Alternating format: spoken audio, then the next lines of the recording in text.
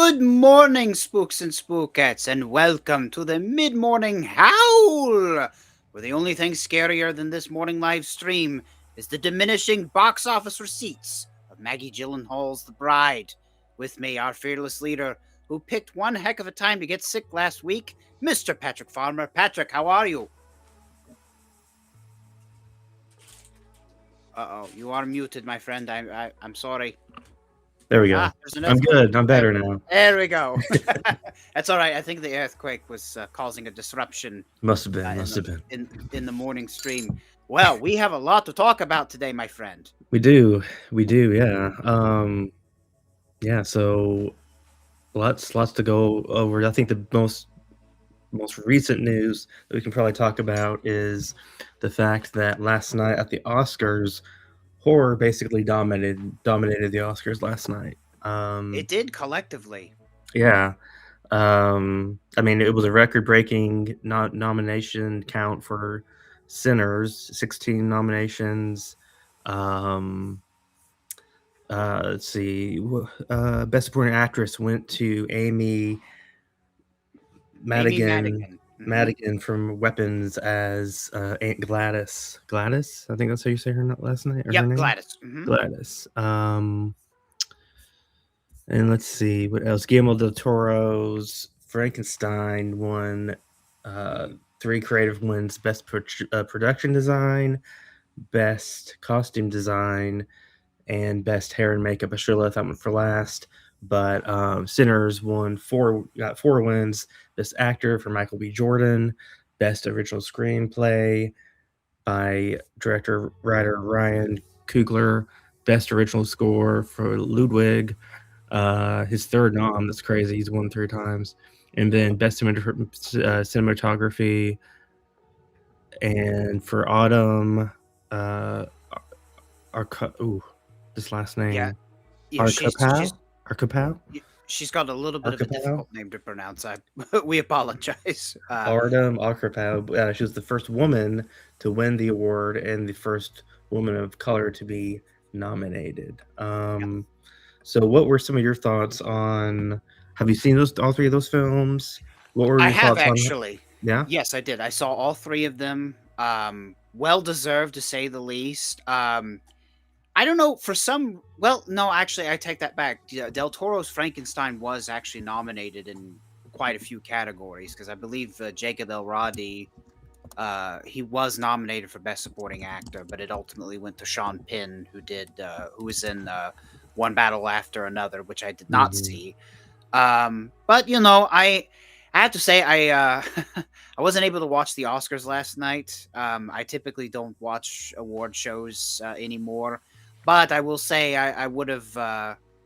I did tune into some Oscar watch parties, so most of the folks that I follow, and myself included, we were definitely rooting for Sinners.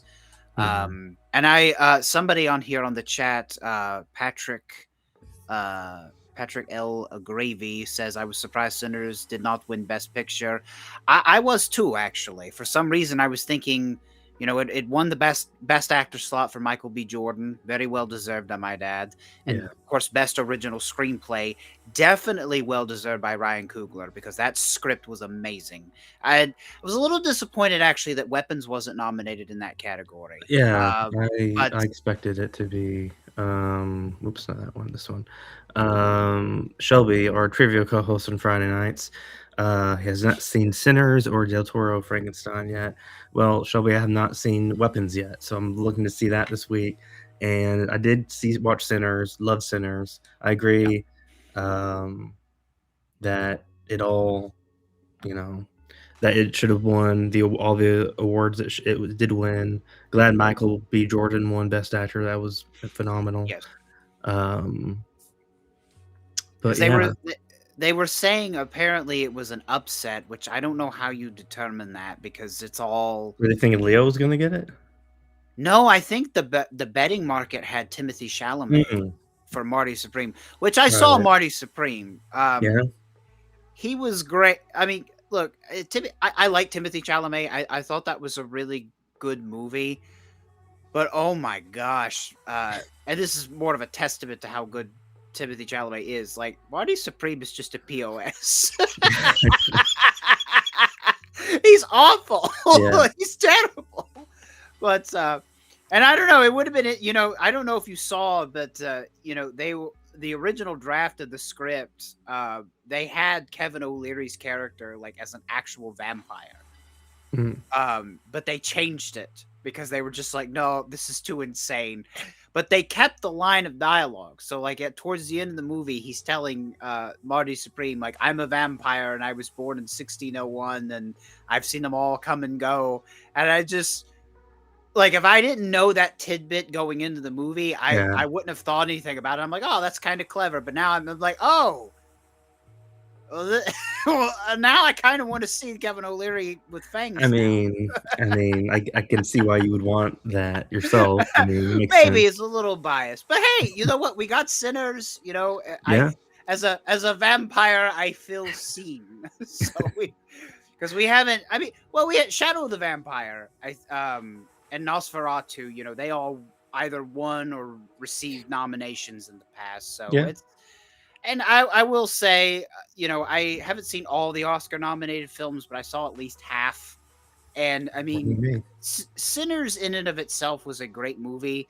So, but I mean, I think it was kind of a blowout in terms of like how many nominations it got, because I just think Sinners was just so far and above everything else that got nominated this year. Yeah. Maybe with the exception of Weapons. I do feel, like I said, I do feel like Weapons maybe got a little bit snubbed. I feel like it for sure like, should have. Let's see. I feel like it for sure should have gotten into best original screenplay. Yeah, it wasn't even nominated. That's crazy. Yeah, because the thing is with that, like, I feel like if you're not going to nominate it for best picture, you know, at least maybe nominate it for director. Yeah. Excuse me. I thought Pierce Brosnan, not Pierce Brosnan, Josh Brolin should have gotten a nomination for best supporting actor or best actor. Yeah. That would have been great. But I think at least the script and the direction should have been nominated in addition to Amy Madigan. But I was happy to see Amy Madigan get nominated because that was a fantastic performance. So yeah, I haven't seen One Battle After Another, so I will say like the folks that won seemingly like should have won.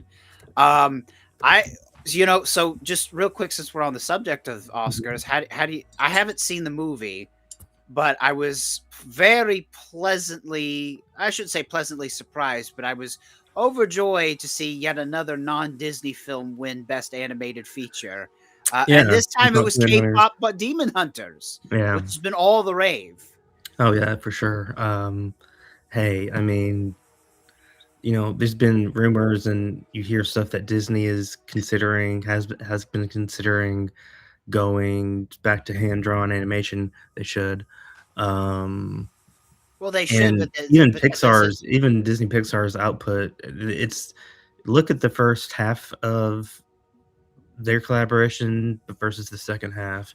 They've come out with way more films, even way more originals, but a lot of them aren't just, they're not, I haven't seen Hoppers. I heard Hoppers is good. But you know, I feel like I'd rather have a good Pixar movie every 3 to 4 years than like one every year. Quality over quantity. Yeah, for sure. Yeah. And I mean, I haven't seen Hoppers, but the trailer, I was shocked to find out that it was actually a Pixar movie because it looked more like a Skydance animated movie. Yeah, or Illumination, I think is really what I'm thinking of. I was. Hello, Alex. And it makes me kind of nervous for Toy Story 5 because, I mean, I thought I mean they shouldn't have even made 4 before. No, they shouldn't. They shouldn't. Like they should have just like Toy Story 3 was perfect. It was a perfect ending. Hats off that trilogy. I do too, and it's like this is too much. I agree. Other big news this weekend was the release of the Canadian indie film that was distributed by, who distributed it? Was it A24? Yeah, it was A24. You're talking about Undertone. Yeah, Undertone. This one, I mean, I think it has an estimated budget of 500,000. It made 9.3 million. Oh, that's a Um, really good return. it was. It was only released in, I believe it was only released in the US and Canada, and Mhm. so I think internationally it's yet to release. So maybe it'll do have good word of mouth. But this is one I feel like it's been decisive. I personally haven't seen it yet. I hope to see it this week. Same. Maybe next Monday, we can give our thoughts on it. But it's and again, I'm not a huge Rotten Tomatoes guy, but for those of you who are, it has the tomato meter of 74, popcorn meter of 52 on IMDb. It has a Mm, 6.4 on okay. IMDb, and I've seen lots of people just like on different social media platforms. You know, they either love it or they feel like it's a waste of time. Not so much to the extent of like Skinamarink, but Okay. Thank God. um, yeah, it's not that highly decisive. Um, I've I've heard good things about it. yeah, Like and that. Like I saw the I've trailer thought. for it, and when I went to go see Scream 7, saw the trailer for it, and it looked good. It Mhm. looked creepy. So I definitely want to go try to see it if I can this week.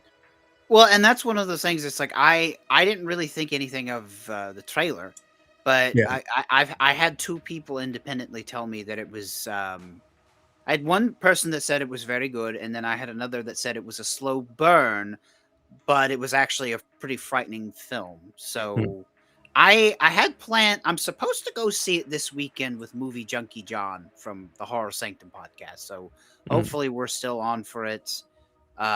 Because I'm I've got that on my radar this week, and it's not a horror movie. Project Hail Mary. Oh, that was good Uh, too.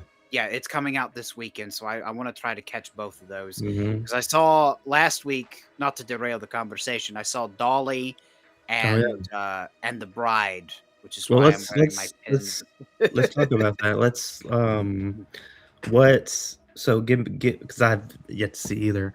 What were your strong points and weak points for each one, and did you like them? Which one do you want me to start Let's first? go.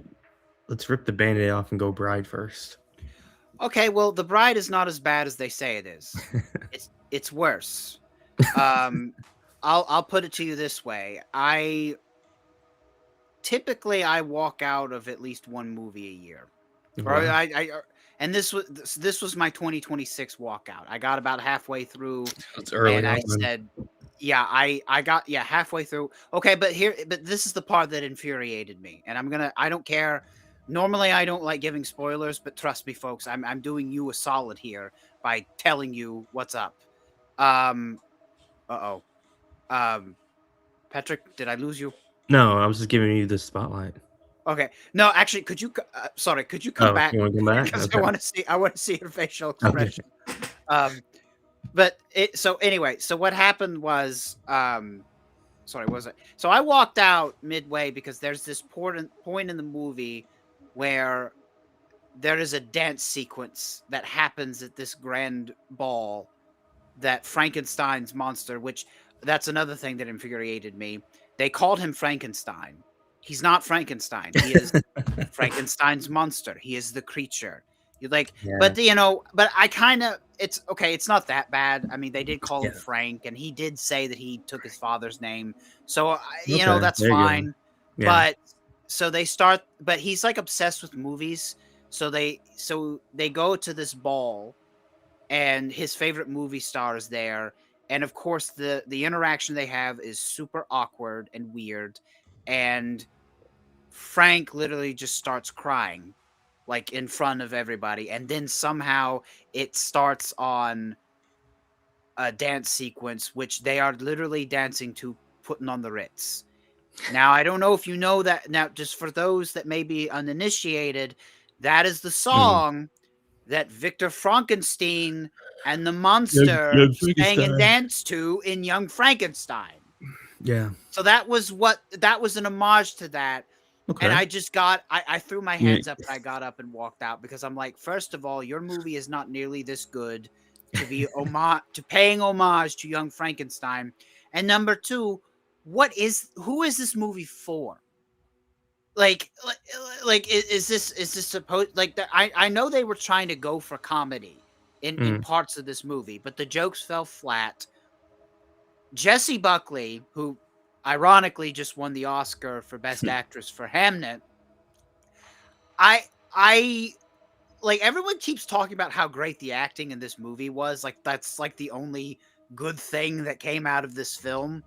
But truthfully, um like and look, Jessie Buckley's a great actress. I'm not taking anything away from her ability, but all like her character was literally the timeless Tony Storm, the wrestler with Tourette's syndrome.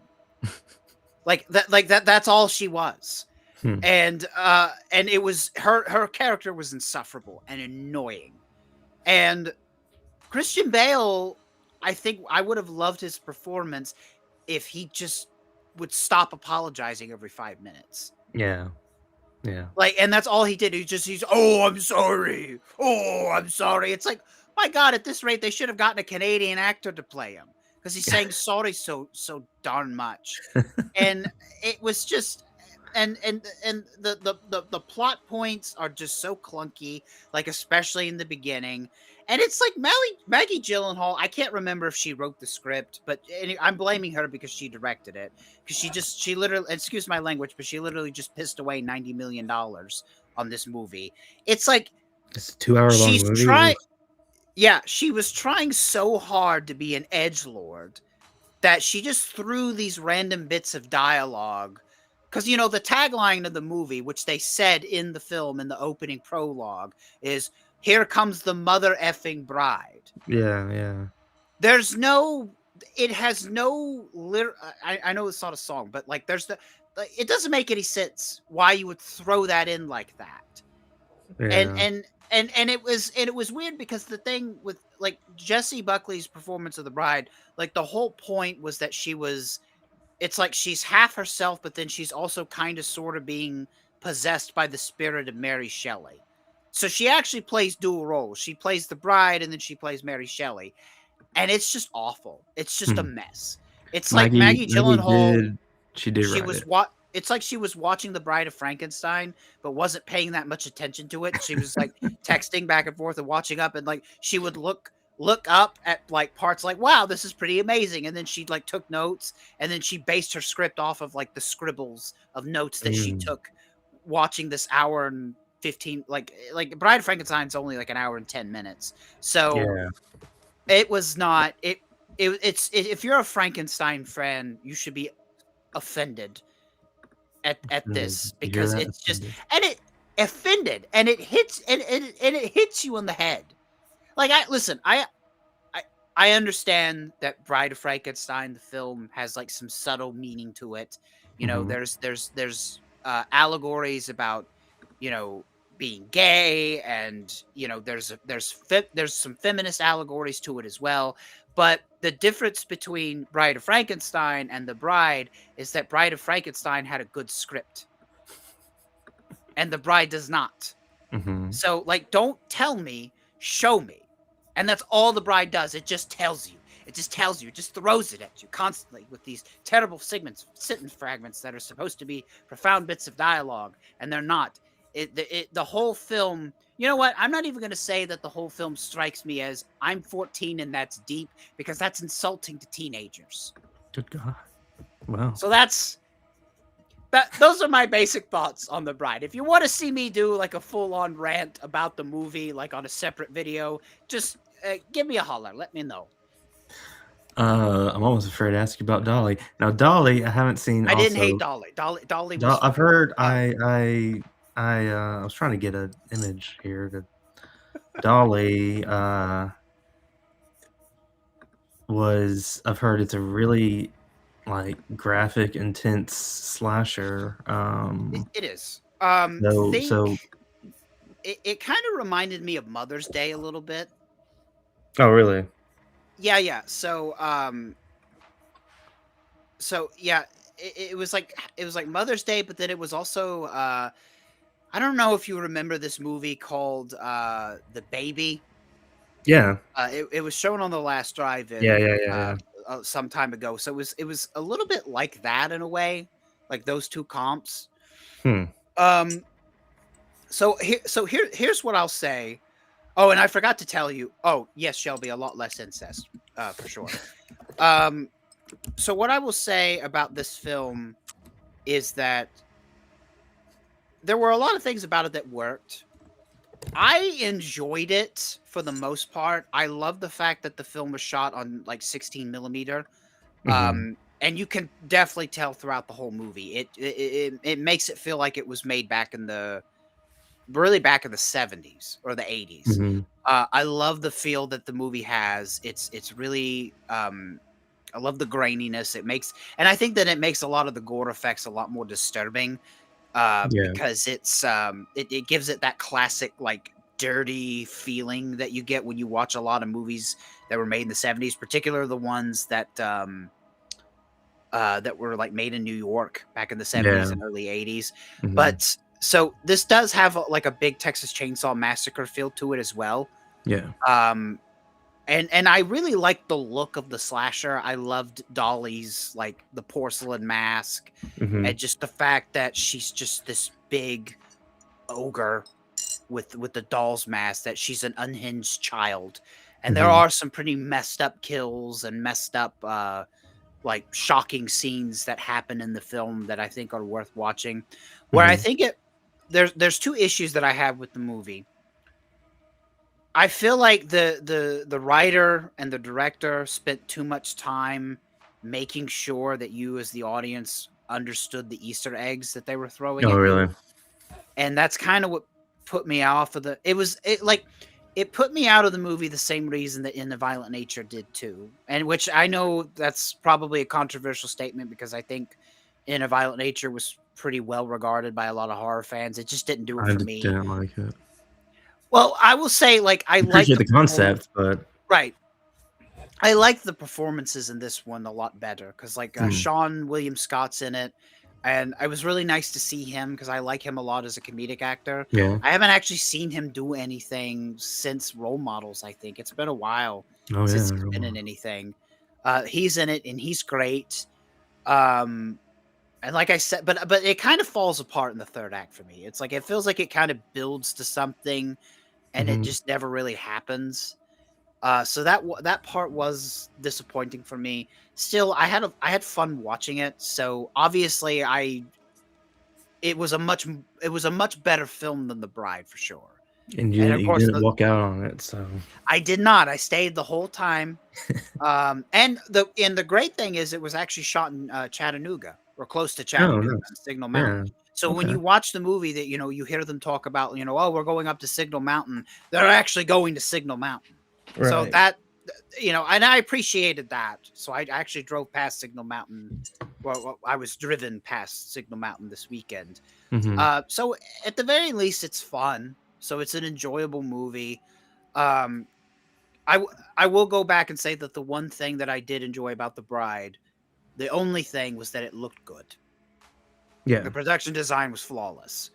But that's all. That's the only nice thing I can say about that. With at least with Dolly, like there's a handful of nicer things that I can say about it. And look, the guy that made this movie, like I will say that I'd love to see what he can do with a bigger budget. I'd love for him to make another movie on 16 millimeter. I know it's a pain in the butt to do that, but Mhm. it looks so good. It's like so far it's like one of the best looking movies of the year for me. Nice. Nice, nice, nice. Let's see. Oh, that's true. Shelby says the Count's driver's license has been expired for 300 years. That's a trick. That's a misnomer. I never had a driver's license because Uh, vampires can't drive. It's against the rules. exactly. So, this is Monday here on Kings of Horror, and it's time for our recap, what we call the weekend bloodbath here on the Mid-Morning Howl, where we go over the things you may have missed that premiered last week on Kings of Horror, and then we'll preview upcoming things this week. And then I will add links to the description of of videos from last week, etc. for this week. So to start off, we had the Terror Films premiere of The Inn, and The Inn was, again, that premiered this last Friday night on Kings of Horror.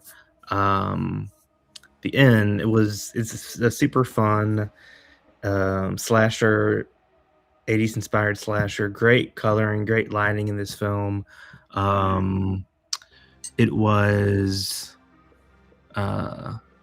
let's see, I'll just read a quick description here. The Inn is a blood-soaked spring break slasher where chaos, dark humor, and brutal violence collide. What begins as a wild getaway at the Palm Court Motel quickly spirals into a nightmare when a relentless masked killer turns the party into a slaughterhouse. As spring break excess descends into panic and paranoia, the guests realize there's no escape from the twisted game unfolding around them. Very good film. Go check it out. Would love to get the views on that a little bit higher. Great poster art. Then after The Inn, on this last Friday the 13th, we had the premiere of, don't know why this is doing this, but it was our first retro episode of Up All Night, which is where we take the old segments from an old episode of Up All Night, put it into the film, and let it play almost like you were watching it back in the day on USA Network. And this was fun to watch and see. This one featured Rhonda and Linnea Quigley at the Fangoria convention event in '91, where they speak to people like Joe Dante and Screaming Mad George, etc. This past Saturday night, we had the premiere of a cast and crew interview of the cast and crew of The Inn. Featured the filmmaking duo, the Greasy Boys of Sloan Loesch and Kevin Bogdanovich, and then co-producer and actress Amy Rolfson, and again conducted by our beloved Count himself. It was a great interview, really insightful, and just definitely highly recommend checking that out. Yeah, so what were your thoughts on not only the interview but also The Inn? I love The Inn. Like you said, like I love I'm a sucker for good color palettes in movies. I love the use of neon, because it not to sound pretentious, but it kind of reminded me a little bit of a Giallo. Because that's the one thing that I love about Giallo films, is that I love the color coordination, and especially with Bava's movies, because he was the best at it. But the movie was so much fun. I really enjoyed it, and I love talking to the Greasy Boys and Yeah. Amy. They were so much fun, and I hope that showed through in the interview. Like I had a blast talking to them. They were so funny, very. And very passionate. I appreciate filmmakers that love what they do and are really eager to talk about it, and they definitely were. I'm excited to see where, obviously, I like you said, like I definitely want the view count for The End to creep up even more, because it's a solid movie. But I also want to see where they go from here, because I'm anxious to see if they'll actually be able to make the sequel to The End. Excuse me.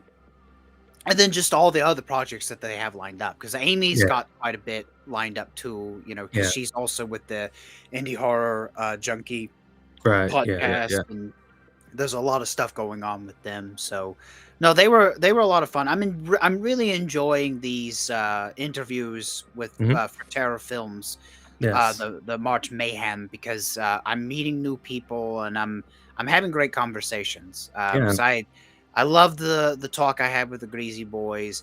I'm looking forward to whenever we put up the one with David Hines from Black Goat, because I had a really, really engaging conversation with him. Maybe not quite as funny per se. Not to say that David is a fascinating guest and a great storyteller.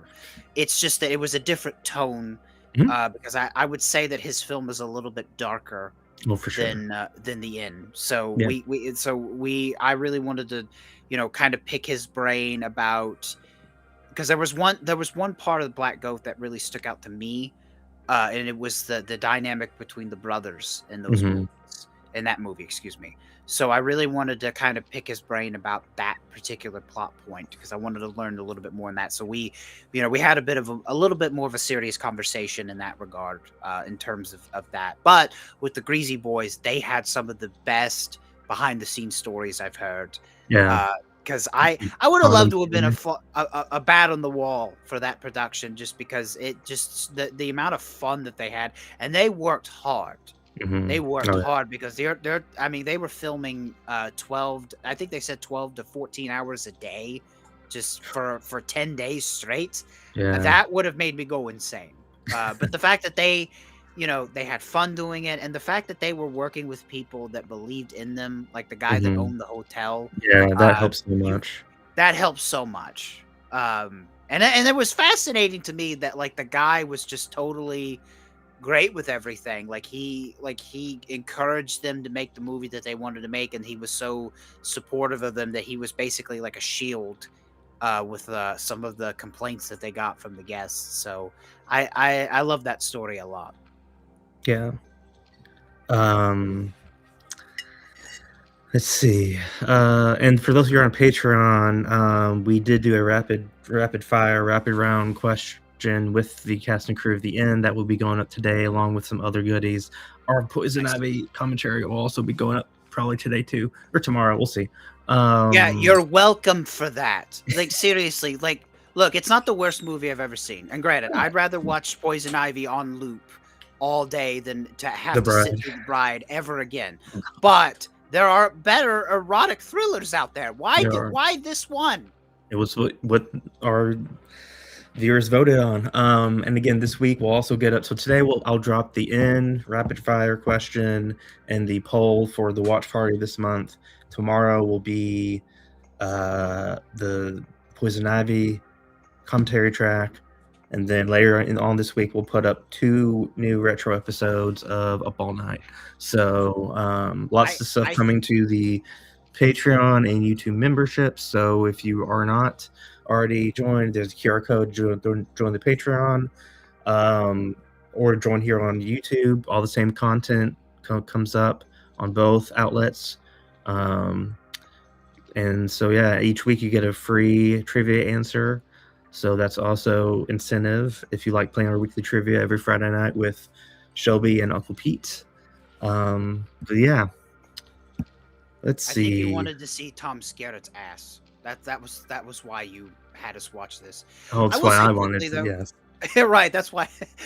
I will say really quickly though, because I didn't mean to gloss over. I really enjoyed the retro episode for Up Oh All yeah. Night. I had seen some of those host segments before, because I was just doing my homework, Yeah. one late at night once. So that was a lot of fun. So I hope we get to see more of those, as a, speaking as a fan. It'd be cool. It would be nice to see more retro episodes in the future. Yeah. In addition to the newer stuff that we're getting to, I think it's a good mix. The next one will be March 27th. That will be a new episode filmed on location at the Horror Realm Con, and the film that week will be Senior Week. Oh, great! And then April 10th, I think that's 9th or 10th, whichever date is a Friday. I think it's the 10th. That will be our next retro episode. It'll be the other half of what we watched this past Friday, with Rhonda, and a little bit of Linnea hosting Vice Academy 2. So Oh, that's what's great! That'll coming be up fun. on Up All Night. Also on Saturday night, we had the KOH premiere of Time of the Witch, and this was, if you're into folk horror, witchcraft, this is one you should definitely check out. Synopsis of this: as rumors of an approaching invasion spread, tension grips a remote village. struggling to survive. In the midst of the growing panic, a young woman begins hearing mysterious voices that tell her she must save everyone. But instead of listening, the villagers grow suspicious and fearful as soon as they begin to believe she is responsible for their troubles and that she may be a witch. So if you like folk horror, period pieces, this is one for you. And it is in black and white. I know I saw someone comment and said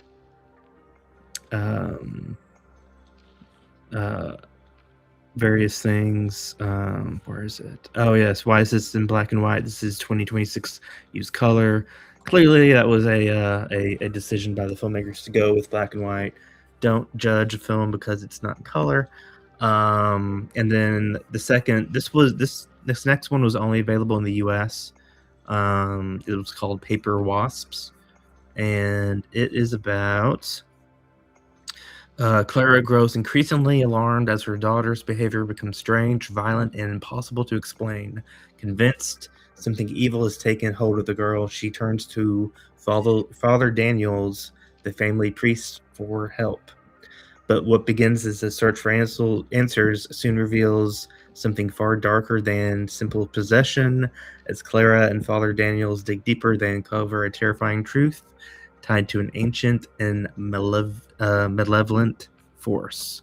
That is Paper Wasps, again, only available in the US. Let's see. Moving on to our top of the week update on the KOH March Mayhem. This is current. Today, actually, we just have our last bracket of the first round. It's in the slasher division. It's Psychotic, a Brooklyn slasher film, and Run from Hell. Both of these are available. Actually, I'll just throw that graphic up here. That's the current matchup for this week. Psychotic, a Brooklyn slasher film, and Run from Hell.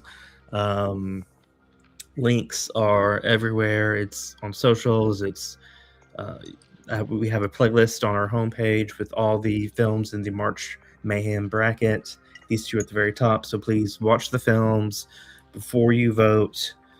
We especially with Psychotic, that's been up for such a long time.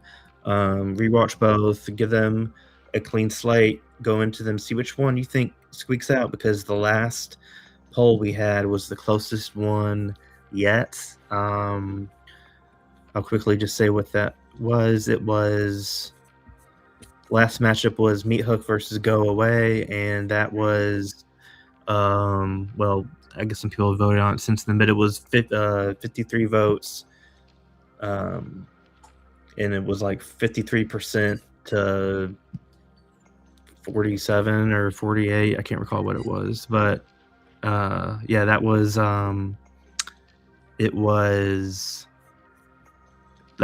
by far the closest matchup we've had. But again, so one last matchup, and then we'll have our quarterfinals all set. Just a quick recap in the psychological division. We have who will win that division. Is it going to be the House on Pine Street or the Burial? And again, we want, for each matchup, if you can, go back and rewatch, especially some of these earlier films that you might have watched earlier in the month. In the Supernatural division, we have the Taking of Deborah Logan and The Last Radio Call. Anthology, we have Patient 7 and 1031. And who will go up against Go Away in the slasher matchup? Psychotic or Run from Hell? You decide that. So again, rewatch the films, show love for terror films, share the polls, share the movies, share this video, because we want to get more of a weekly growth, and hopefully we'll get into the flow of it, and we can have before the weekend's up, or as a weekend is happening, we can have this already set with some topics already in place. Going into a weekend, even sometimes we'll just have to see how it all goes. But Yeah, as far as what's coming up this week on Kings of Horror, we have let me pull up. By the way, I feel personally attacked by the person that, for whatever reason, does not like black and white films. I know it's My life lacks saturation by design. How dare you? Sorry, rant um, over. so this Thursday night we have. I'll let you kind of talk about this. We have an interview, and again, I'm going to be setting premieres this morning, hopefully for the rest of the month. But we will be putting up links for the previous content in the description, and we'll be getting the event set or the premiere set this week later this morning. But the next thing we have lined up is the Chris Gore interview. So do you want to talk about that for a second? Oh, no. Sorry. So No. the bit of a no. It's the Ben Stark interview is this week. Oh, Ben Stark. Oh, I see. I have that. Yeah, that's okay. Well, no. Here's the thing. So the cat's kind of out of the bag. I did have an interview a couple of weeks ago. I'm getting my days and nights mixed up, but I sat down with a pre-recorded interview with Chris Gore from Film Threat. Yeah. With Film Threat. Sorry, I had to fix my camera a little bit. But this week, so Film Threat, it's a big YouTube channel. They do movie reviews and talk about Hollywood news and all that. So I had the privilege of sitting with him. So he'll be, we'll have that interview up. Well, this year for sure. Don't know exactly what time frame, because we've done a lot of interviews behind the scenes, and we're basically kind of putting them out in the order that we recorded them, more or less. So it'll be out in a few weeks for sure, but we'll have more on that particular interview later on. Now, but the one that's coming out this week is with filmmaker Ben Stark. He's a filmmaker that I met down in Huntsville, Alabama. His feature length, it's not so much a horror film, it's more of a psychological thriller. It's called Don't Die. It's available on Apple TV right now. It's a very good movie. I highly recommend it. It's also on Tubi as well, if you don't have Apple. So we talked about the movie, talked a little bit about the making of, especially if you're from the South. I think you'll appreciate this because there are some elements of Southern Gothic to it that make the movie really, really interesting. So we'll have that up this week. So it'll be with Ben Stark, and of course, 2 weeks ago, I had my interview with Frank Dietz, which is still on Kings of Horror, from Frank Dietz from Black Roses, Zombie Nightmares, and he also worked with. He worked as an animator for Disney, so he worked on quite a few important films. He worked on Atlantis: The Lost Empire. He also worked on Home of the Range. That was one of the last. Well, I think it was the last one he worked on, because that was one of the last hand drawn films that Disney did back in the day. And we talked about a little bit about his book as well. He was a great guest, and Ben's a great guest too. He and I are friends. We struck up a friendship through the process, and so I'm really excited for you all to see the interview that I did with him, because I think his movie is a very important film. It poses it's a very conscious film, especially right now we're kind of seeing a lot of prices hike up. So this is I think this movie kind of speaks to some of that in a way, but more specifically with the medical industry. So I hope you all enjoy that, and yeah, and then of course, in addition to this interview, we'll have a few other interviews for terror films for March Mayhem coming out soon as well. Yes. And speaking of terror films and March Mayhem, we have, or not March Mayhem, just terror films in general. This Friday night we have the KOH premiere, actually the digital premiere of Videotech on Kings of Horror. That's not public facing yet because I've been having to clear some music issues, but hopefully that will get resolved today. I like have it public facing. That is available in the US and Canada only. But then I have another. We have the next film we have Friday night is Five Must Die, which is a title we had on in the past. Um, and then on Saturday we'll have Vault 13, Episode 3. Again, that is an anthology series by Raisha Robinson. Anthology series premiering every Saturday night for the next few weeks. Second episode just premiered this past Saturday night. Episode 3 drops this Saturday night. Again, follow us on social media. We have a link tree with all the stuff. We update that pretty regularly. I try to update it, premiering tonight on Kings of Horror for Saturdays and Sundays, or Fridays and Saturdays rather. But let's see. And I just copy it and post it. Here is that link tree. Bam. So have a look at that. Then after episode 3 of Vault 13, we have Vampire Land and another film to be determined. Got to see what's available. Let me see if I can find something here. And then that interview that you did with the Videotech interview, that should go up. Oh, with Luca and Bogdan. Yes, that should drop probably. It's probably Saturday night as well. Let us know. Let us know in the chat. Do you want these companion interviews? Do you want them to premiere like, when do you want the companion interviews to premiere? You want it the Saturday night, or Monday after Mid-Morning Howl? And that's me typing a poll, so it's now you know about the time delay. But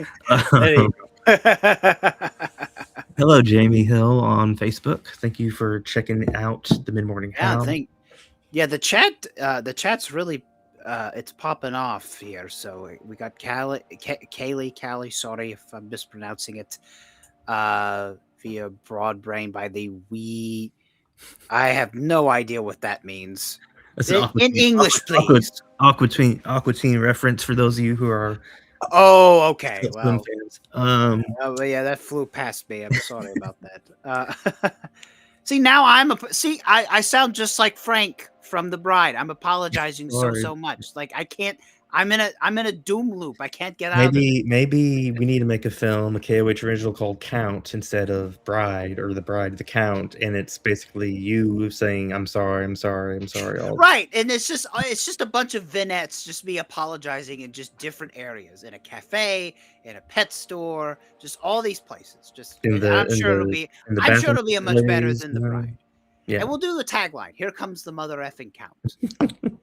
Just because, why not? Why not? I will say though, the video, the cue, Luca and Bogdan were phenomenal guests, great storytellers as well. That was a lot of fun. So Luca is Serbian, and Bogdan is Romanian. But when we were chatting last weekend, he was in Moldova on location for another film shoot. So there's a lot of I don't know if you would consider this a European co-production, but Luca, I will go ahead and tell you that Luca did, he put out casting calls in several countries that were, adjacent to his native land of Serbia. Nice. And so and then that's how they hired Bogdan, because Bogdan is a Romanian actor. Okay. And the film looks great. Yeah. It's an anthology horror film, but I mean, and yes, boys and girls, it's an international film, which means a lot of it is not in English, or any of it is in English, so you will have to read subtitles. But reading is good for you. So Reading is just, good.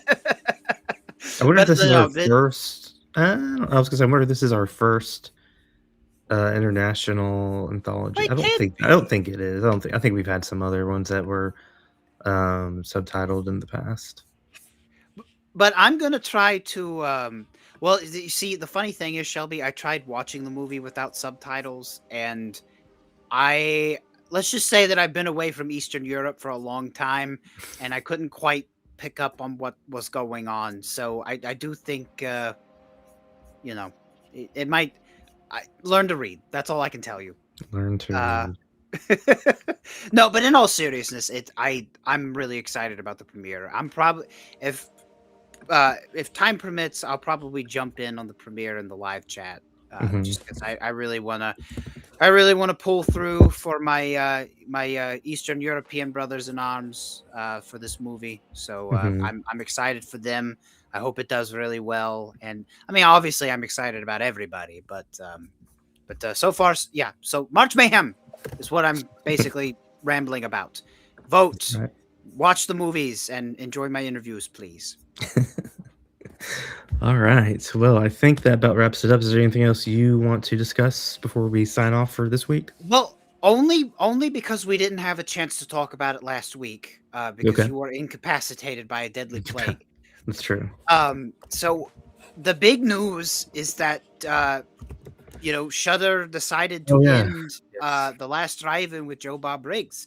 So we saw the regular show end very abruptly, I might add.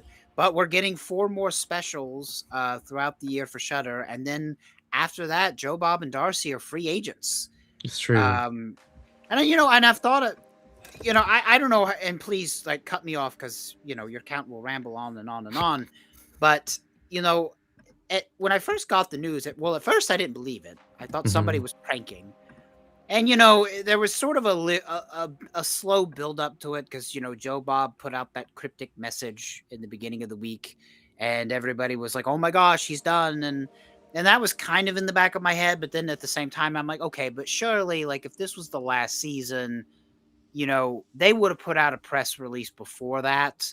But no, that ended up being correct. They just said, "Hey, show's over now," Yeah. and that was basically it. And I thought that was very Yeah. odd. The timing of it was, yeah, and since then, Joe Bob is he did an interview with Variety, and then Mhm. he answered some questions. I believe he wanted to announce it sooner, but he couldn't. So basically, yeah, I don't know. Shutter just wanted to. I don't know why they didn't want it to. I mean, even going into the week, they could have discussed it a little bit more. They could have announced something that Monday instead of the morning of. It was just, yeah. I mean, the specials help. I think we're getting one next month, one in the But summer, Halloween, Christmas, and that's it. But yeah, we're getting I a Walpurgis knocked. yes, yes, which those are always great Mhm. episodes. Yeah, I think Monday after Mid-Morning Howl. Okay, so maybe we'll start doing those the Monday after the Mid-Morning Howl. Sure. Um, but yeah, I just for shiggles,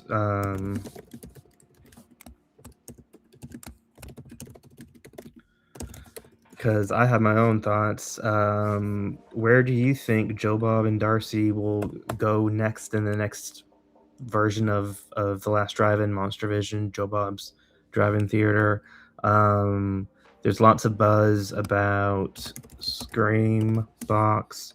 There's some buzz about Night Flight. There's some buzz about what's it, B movie something I've heard. See, Shelby, Uh, that's what I like. I'd love to see them come on KOH. oh gosh. But I my conspiracy minded mind, for lack of a better word. Keep in mind, folks, it's this is way past my bedtime as a vampire, so I'm doing my best here. But I got a feeling it's probably going to be Screenbox, only because it was a little weird, and I'm not the first person that made this observations. I think I want to say either Dr. Show or Hallow Ian made this point, was that it was a little odd that Bloody Disgusting was the publication that broke the news. And Bloody Disgusting happens to be under the banner, like Screambox and Bloody Disgusting are all under the same company. So that Right. does kind of make me wonder if maybe not that there's something in the works, but maybe there's definitely like something there. Like there's an intent behind all of this that like they're trying to schmooze Joe Bob and Darcy into coming aboard on their platform. I think it's a possibility. And I mean, I think Screenbox, I mean, is like I mean, they're Shutter's direct competitor. And I've heard some people say that they think that they're just moving it over to AMC, but that wouldn't No, make any sense. Like no, they're if you not. were going to do that, you would just say, "Hey, we're going to AMC instead of Shutter." And I Right. don't think anybody would have been upset about that. So Yeah. Uh, no, so they're definitely either going their own route. They're either going their own way and are going to put the show out, which that's going to, as you know, that's going to open up a whole can of worms because like it's not it's not easy to start something on YouTube with that kind of show because you have to get the rights to show the kinds of movies that you want to. and So even there's that, going to be some the movies are going to be edited, so that too. you don't So really want that on YouTube. yeah, so I think Screenbox would be the logical choice, but also, I Night Flight I guess would be another, but then again, it's like I don't know because And Callie makes a good point. She said, "I'm curious about who they were about to sign with the offers." Apparently, it came flowing in with the announcement. I did hear that that they I don't know how far along they were in the negotiations or anything, but they had an outlet in mind. But then once the announcement came, evidently they had other offers from other avenues. So it'll be yeah, interesting for sure. I personally would love Night Flight because they would be able to show, Screenbox is a horror centric streamer like Shudder is. mhm. Um, and something with Night Flight, you'd be able to, you're not pigeonholed into just showing horror movies. That's Um, true. which for those of you who have watched any Joe Bob's Drive-In Theater, he showed erotic thrillers, he showed sex comedies, he showed action kung fu movies, Italian uh, apocalyptic movies, all kinds of stuff. Well, yeah, and I mean, if memory serves me correctly, he also did like, I mean, they did erotic thrillers and erotic Mhm. stuff because they did. I want to say that his show back in the day was like the first major like premium channel that showed the Emmanuel series. Yeah, I So think yeah, so. so I mean, so no, I think that that's actually a good point. I didn't think about that. So yeah, Uh, that Night Flight would be a good idea because it wouldn't. But now, but obviously the question is like, well, there's several questions, but one is like, would they have the? I guess do they have the means to support the kind of show that Joe Bob and because I would make the argument that like Joe Bob and Darcy's stock has risen considerably departing Shutter. Like honestly, because they're free agents, they're more enticing, especially to like newer platforms, because now they have the opportunity to, plus they know, have a chance to get an anchor. I mean, right, a Screenbox. There's all kind Night Flight.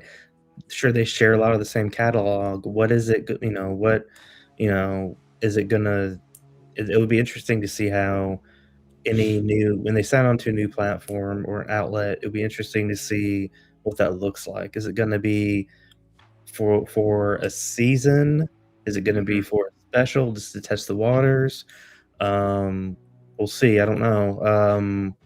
And You the know, other thing, what you sort of hinted at is like, what is the new show going to look like? Are they going to do exactly what they did with Shutter, or are they going to, you know, maybe is it going to look more like other iterations of Joe Bob in the past, or are they going to try something different where Mhm. You know, maybe it's like they're doing the movies, but then maybe they're also like adding in like interview segments, and I don't know. There's a lot of possibilities, and obviously, excuse me. Obviously, at this point, all we can do is speculate. Like Yeah. we have no idea. And the thing is, we're probably not going to know anything for a long time Yeah. because first they have to sign with whoever they decide to go with, Mhm. and second of all, it's like they have to go into pre-production and talk about what movies they're actually going to do. They have to come up with some sort of plan of like what the show's going to be. That's going to take several months, and Well, then they have to acquire I the rights. fully expect them to I fully expect them to be working on whatever this new show would look like throughout the course of this year, just as their team, Austin Jennings, the director, and the Sure. producers, and because I imagine a lot of the I don't know if they'll keep shooting it in Georgia or not, but a lot of the production team will probably remain the same, I would assume. So Mhm. I wouldn't be surprised if they've already started thinking of ideas, but I think it'd be really interesting. And I know that for these specials that are coming to Shudder, they're at least not going to be doing the outdoor him sitting by the trailer scene because I think just this past Saturday they sold that trailer that's been on That was the dumb. exterior set. Austin sold the trailer because they're not. He Yeah. said they're doing a new set for the specials. So Okay. we'll see. Well, Um, but well, it's the last drive-in. I don't know. I believe Shudder owns the name The Last Drive-In with Joe Bob Briggs. It could be Joe Bob's Drive-In. It could be maybe it could even. I don't know if it could be Joe Bob's Last Drive-In. I don't know, but I expect whatever title that dons it next will probably be Joe Bob's. Insert blank. Um, and I mean, it could just be, Joe Bob and Darcy or whatever. Because I mean, Darcy's coming with them, so mhm. it could be. And I feel like with the last drive-in, it was I felt like it was sort of trending, like Darcy's role on the show started to become more prominent. And Oh yeah. so I got a feeling that like for this next iteration, Darcy's probably gonna have like equal billing with Joe Bob. Um I Maybe. could totally I be don't know. wrong about that, but yeah, And yeah. so what I was trying to say earlier, like I could be wrong. This is total speculation.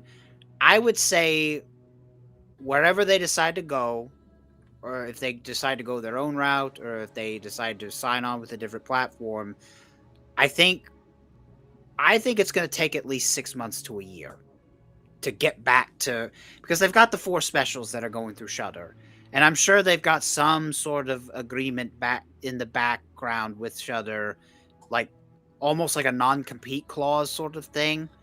I But think through January 1st, I think he said okay, something yeah. like So I think realistically, we're probably not going to see this new show till probably summer earlier. by the end of next year is what I'm Yeah. guessing.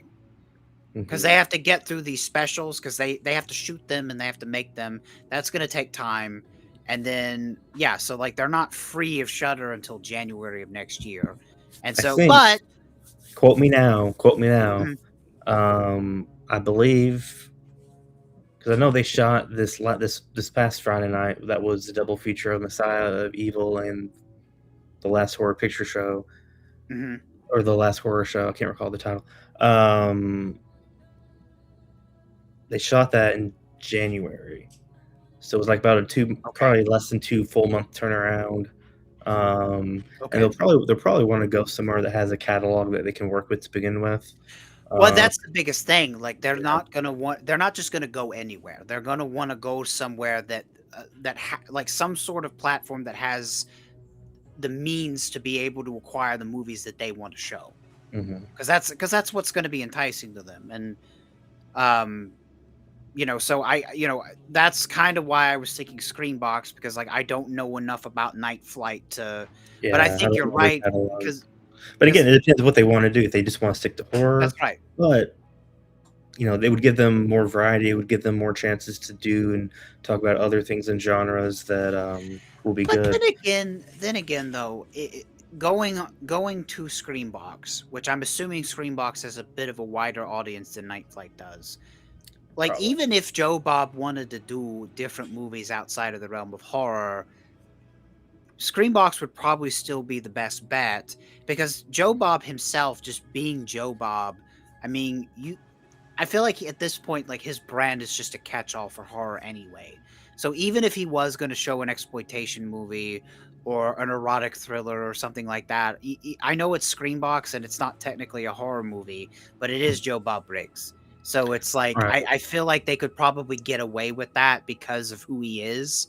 I mean, they did show Heathers on the last drive-in, which I loved. See, And that's there not you go. exactly a horror movie, but Yeah, it's adjacent, but it's not quite there. like a So, like, and honestly, dark I think comedy. that's just wrapping up really quick. Like, I think whoever wants to host Joe Bob, whatever platform, like, can take him on at this point, they're Mhm. gonna have to make whatever concession they have to make for him to get him on their Yeah, platform. they're gonna get they're it's they're gonna.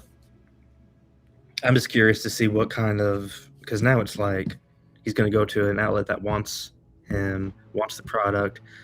Mhm. I would love. I don't think they'll do this, but you know, I would love to get back to a weekly show for longer periods of time. The last few seasons release schedules and primarily based on Shudder's wanting to keep the subscribers more throughout the year. But we'll see. We'll see what happens. Sure. Maybe we'll do a whole talk. We'll do a when these specials happen, or maybe after the specials. I don't know. We'll find some time to do it. I think we'll do a big long live stream on the last drive-in itself and everything. We'll put a But pin in it and we'll revisit yeah, it once his new show actually comes out. We'll right. see. All right. Well, again, the guys, thanks for tuning in. We'll be back next Monday. Share this with everyone. Let people know. Tune in next Saturday. We'll try to see if we can get some cool Mid-Morning Howl stickers or something made. Also, one last thing regarding Joe Bob. I think his next public appearance is going to be in Lexington. He's doing his one-man show, How Redneck Save Hollywood. I'll be there. Shelby will be there. I've been there. I've seen. He came to Nashville a few years ago. It's a fantastic show. So you're gonna love it. Yeah, it'll be fun. So April 11th, I think. So tune in, check that out. If you guys go, let us know. Would love to see some KOH fans out in the wild. They'll be rad. But anyways, for the Count and myself, we will talk to you guys next time. And yeah, anything else you'd like to say? No, just if keep your eyes peeled on Kings of Horror. We got all kinds of great content. You can check out the interviews I've got. So the interviews with Ben Stark, with the Greasy Boys and Amy. Also, just as a side, if I may, I did a movie review on my YouTube channel for a film called Cold Storage. It's a movie I don't feel like is getting enough attention, so be Carey. sure to check that out. Yeah, Joe Carey, Liam Neeson, Georgina Campbell, fantastic movie. So check out my review and check out the movie when you have a chance. So that's Count Drahoon Presents. But I tagged Kings of Horror on YouTube, so you could Yes. look it up through them as well.